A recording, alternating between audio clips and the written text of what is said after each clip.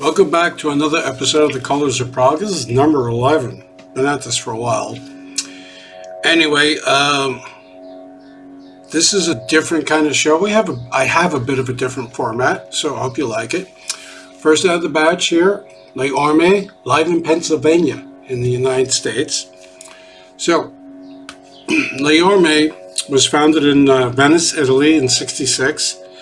They are, along with PFM and Banco and a few other bands, one of the most popular and most well-regarded of the Italian bands associated with progressive rock music. For Italian progressive rock, it's RPI, Rock Progressive Italiano, take it what you will. Anyway, Les Ormes, Ad Gloriam was their first album in '69, so 3 years after they formed. They got a record contract in Italy, of course. And that was followed by, I'm going to cherry pick some of the better ones. Uomo di Pezza, 72, Collage, 71 actually. Contrapunti, 74, Florian, 79. Quite a few people really like that. And Storia di Leggenda, at 77.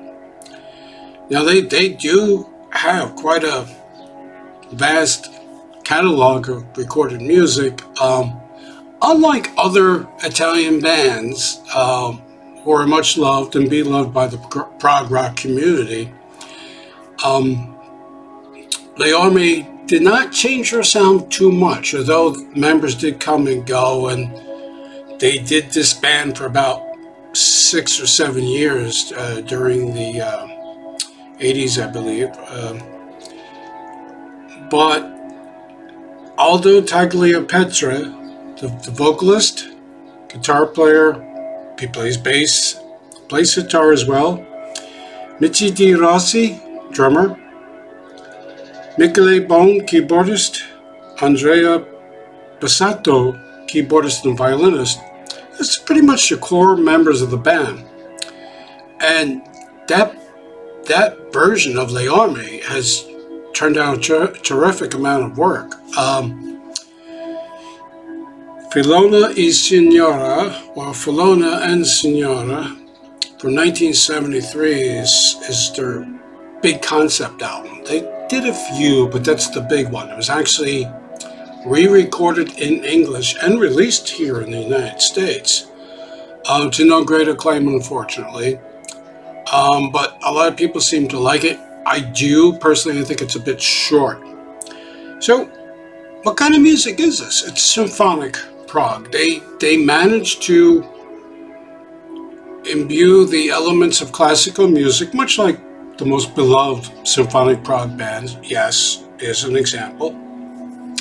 But Aldo's voice is not as high-pitched as Jon Anderson, and it's more measured, it's lower. Like, for example, the lead singer of Banco, he was a tenor, so,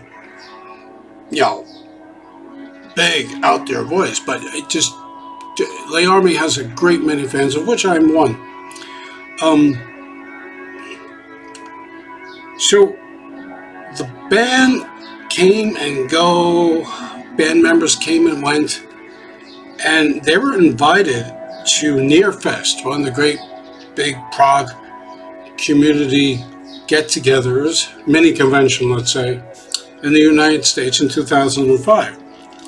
And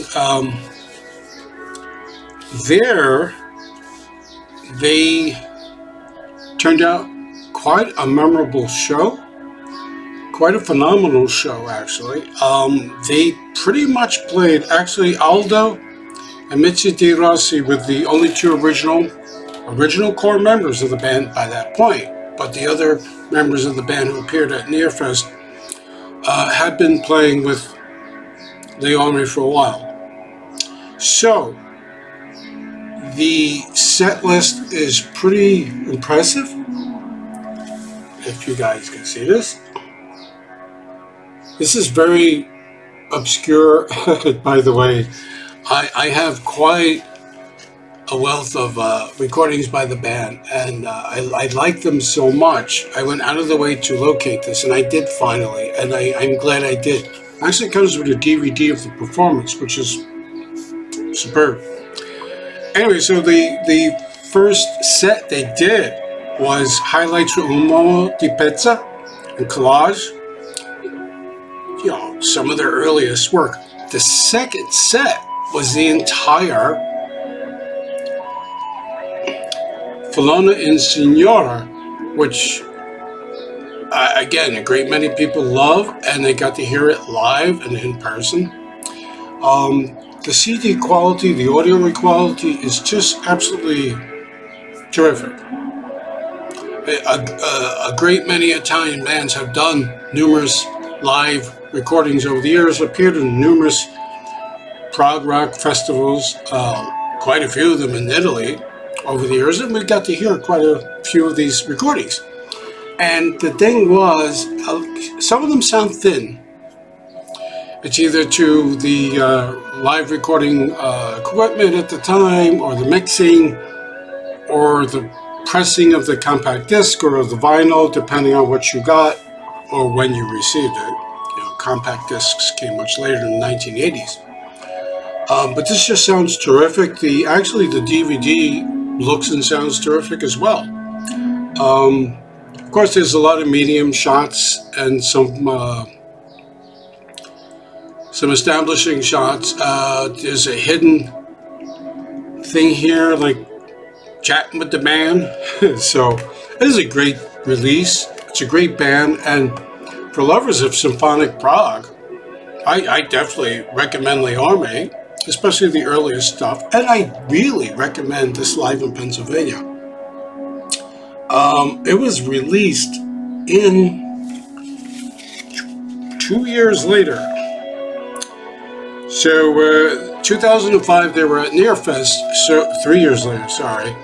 This came out in Italy in 2008 on the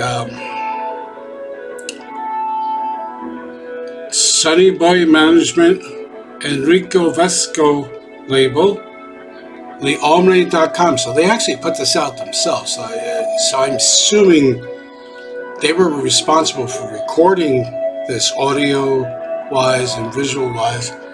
And it's just an astounding captured moment of music. So it's just terrific, and the singing is terrific. The whole band is on point. Really good stuff. I'm going to jump around. Let's go back to the UK. The Pretty Things, SF Sorrow. This is before Tommy, and it is the first rock opera. So who are the Pretty Things? I've spoken about them on Facebook quite a few times. I'm sure some of you might be familiar with the Pretty Things. They were formed in London in 1963. They came from that original British R&B blues movement with young students, some in school, some just out of school, really influenced by rhythm and blues, American rhythm and blues. And Dick Taylor was an original member of the Rolling Stones. True. He left the band and returned to art school. But you can't keep a good blues guy down. He became moonlighting again, and he hooked up with Phil May, this real raw singer. And so Phil and Dick Taylor, pretty much the core of the Pretty Things. And here's the thing. The Rolling Stones hit it big and made it big. They worked hard, and the Pretty Things were right behind them. The thing was, the Pretty Things were a little bit more grungier. They were a little bit more dirtier. And their sound was a little bit more raw. They kind of stayed to that blues thing where the Stones, the Rolling Stones, advanced a little bit, tried to make it more commercialized, palatable to other audiences. The Pretty Things, they were fine doing Bright Lights, Big City, Roadrunner, and and they started doing their own stuff, much like the Stones did, but their stuff was still more rooted in blues, as different from the Stones doing more pop type of material. Midnight to Six Man, Rosalind, those were all early Pretty Things hits, per se, because the band just couldn't get to that, through that barrier of just making it. They were hard living, hard working, especially Phil May. So let's fast forward to 1968, and by that time, the Pretty Things, still Dick Taylor, still Phil May on vocals, John Povey, keyboards and guitar, Wally Waller on bass, who you might know that name. He appears throughout the prog rock timeline in various different bands, and Twink on drums. Twink later plays with the Pink Fairies and had a session of time in Hawkwind. True. This was recorded at Abbey Road Studios, where the Beatles worked. And here's the thing though, the Pete Townsend, The Who's Tommy, was also concurrently recorded around the same time in England. And yeah, Tommy's a double album set. We all know Tommy by now. I don't need to regurgitate what Tommy was about or how good or bad it was. Tommy is terrific. It's a landmark in recorded history. But this was recorded before Tommy, and I believe Jeff Emmerich, who worked with the Beatles as producer, actually was on the board for this as engineer. And the thing is, it's progressive. They toned down a lot of the blues by now, and they were really into psychedelic music, but they were also into some really quite unusual sounds at the time. It's a very progressive recording, and there are elements of prog rock in this. There are 11 tracks here. 2 or 3 of the songs, including the title song, SF Sorrow is Born, could have been a hit, should have been a hit. Problem is, and it's similar to Tommy, that, what's it about? And that thing is, it's pretty weird. So the idea, the concept behind SF Sorrow is this character, it's a man, young man who loses everything in the world. Possessions, love, reason for being. He becomes the loneliest man in the world.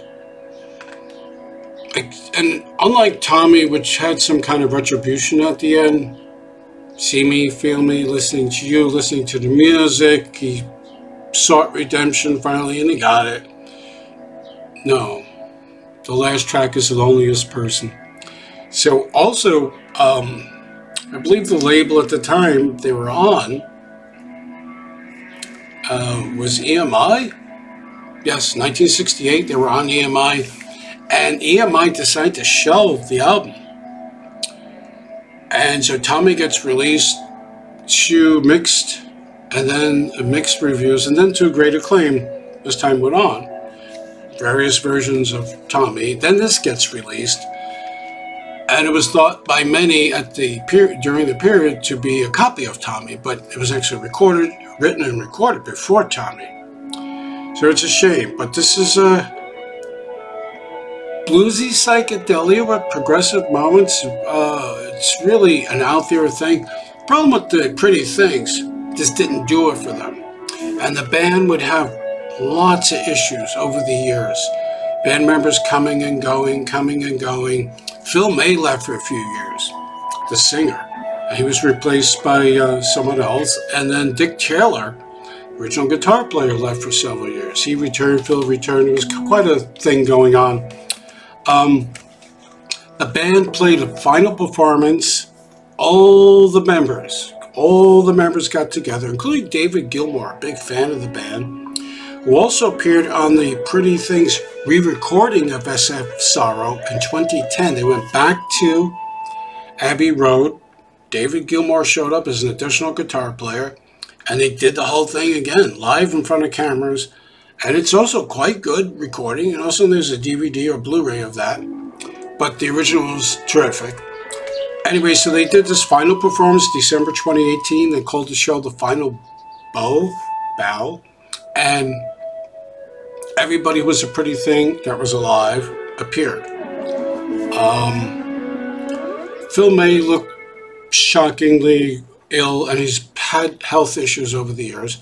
But great show. And it was recorded. And then in late 2020, I believe it was December, about a year after The Final Bow was released, in late 2019, due to mixing of the audio and visuals, Bare as Bones, Bright as Blood was released in late 2020. It's pretty much just Dick Taylor and Phil May, and they're pretty much a duo, and it's pretty much an acoustic album. And it was released after Phil May had passed away. He had a biking accident and was in hospital and passed after that. Anyway, SF Sorrow, great stuff. Prog people do respect that this has progressive rock elements. Sorry about that. And I highly recommend it. Where we go from there? Yes. Now, this one divides people. It's called Fly From Here, Return Trip. So it's got Trevor Horn, Chris Squire, Steve Howe, Jeff Downes, Alan White, and Oliver Wakeman on several tracks. So in 1980, Yes produced a drama album, and Trevor Horn and Jeff Downes were members of the Buggles. Everybody knows the story now. They were drafted into Yes by Chris Squire, and the resulting album was Drama, which I like. I think it's pretty good. There's actually several different versions of Drama now. They included extra tracks in later CD releases, which included some extra studio stuff. Problem is, in 2011, Chris Squire, Steve Howe, and Alan White said, let's bring Trevor Horn back along with Jeff Downes, and let's see if we can recreate that Drama thing. You know, what they did with that. Something happened, and Trevor Horn moved over to the producer's chair, and the band enlisted Benoit David, a young Canadian who was in the Yes Sound Alike band. Legend is they found him on YouTube. I'm not quite sure, is that true? Anyway, Benoit toured with the band quite a bit, and only recorded Fly From Here with them, and then was no longer in the band. I don't know. There's various stories I have seen over the years about why Benoit David is no longer in the band. Fly From Here was a very interesting recording. I always felt something was missing from it. So, what happened? 2 years ago, 2018, Trevor Horn and Steve Howe, Jeff Downes, Alan White go back into the studio, add some missing portions, re-record some others. Trevor Horn wipes Benoit David's vocals, re-records new vocals, his own, over this, and they found some tapes of Chris Squire, the original tapes of Chris Squire doing the backup singing and harmonizing to the original Fly From Here, remixed all this stuff, and now we have Return Trip, which I personally like better than the original Return Trip. But hey, everybody, better than the original Fly From Here. Everybody has a favorite. Yes fans, I know how we all are. I really like this.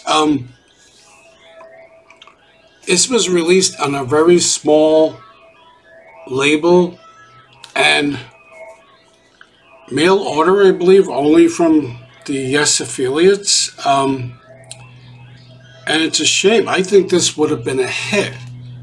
It would have been problematic because people say, I already have that album, but not really, you don't. This is a return to the Yes symphonic prog of the best John Anderson years. It's got immediately catchy songs, and it's a lot of it, pretty much the whole first 6 tunes are a suite. Much like our best loved Yes recordings. Really like this one. It's symphonic for sure. Trevor Horn's voice has matured, but it just sounds terrific. Life from Here, Return Trip, great Yes album.